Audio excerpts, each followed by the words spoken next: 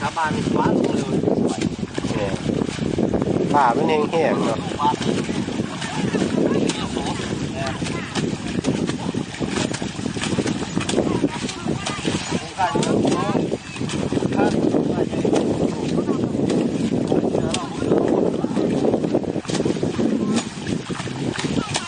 ต้นบ่อยหน่อยเยอะโสบ่อยไม่เห็นบอกบักมั่มไปถ่ายทำหนังก็โดนถ่ายเรื่องที่ยังไงอย่างสองเนี่ยมีก็ถ่ายเรื่องที่หลังหลงมันแย้มไม่ได้เดี๋ยวทำสอง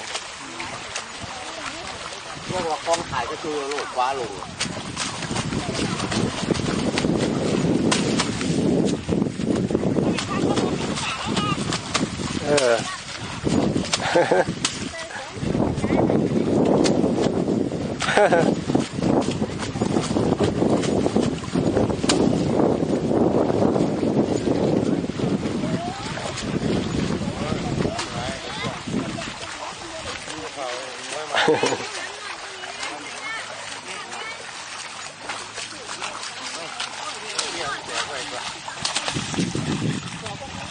บ้าน